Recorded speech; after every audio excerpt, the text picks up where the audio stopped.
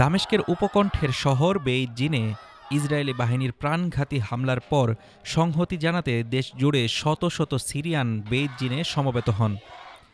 সাম্প্রতিক ওই হামলায় ১৩ জন নিহত ও বহু মানুষ আহত হয়েছেন।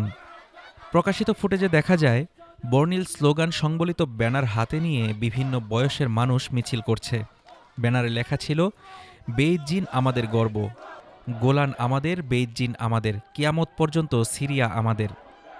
এছাড়াও আরও নানান বার্তা। হোমস থেকে আসা অংশগ্রহণকারী বলেন,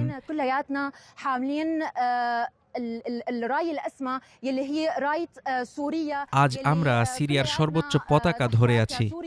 আমরা একত্ব, ঐক্য এবং ভূখণ্ডের অখণ্ডতার প্রতি আমাদের প্রতিশ্রুতি জানাতে এসেছি।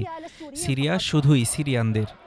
দেশব্যাপী অংশগ্রহণের কথা উল্লেখ করে আরেক বিক্ষোভকারী বলেন,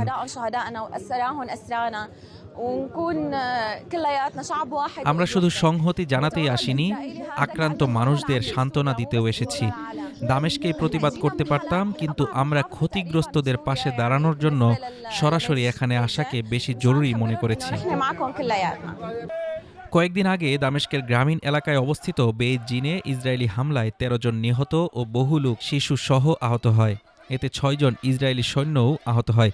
কয়েকদিন আগে দামেস্কের গ্রামীণ এলাকায় অবস্থিত বেইত জিনে ইসরায়েলি হামলায় ১৩ জন নিহত এবং শিশু সহ আরও বহু লোক আহত হয়। এতে ৬ জন ইসরায়েলি সৈন্যও আহত হয়। ২০২৪ সালের ডিসেম্বরে সিরিয়ার অন্তর্বর্তী সরকার দায়িত্ব নেওয়ার পর থেকেই ইসরায়েল দেশের দক্ষিণাঞ্চলে নিজেদের প্রভাব বাড়িয়ে আসছে। তারা বাফার জোন দখল করেছে এবং আকাশ সমুদ্রপথে সিরিয়ার বড় অংশের সামরিক অস্ত্রাগার ধ্বংস করেছে, যেগুলো তারা শত্রু ভাবাপন্ন গোষ্ঠীর হাতে যেতে দিতে চায় না বলে দাবি করে। Desk report, Dhaka today.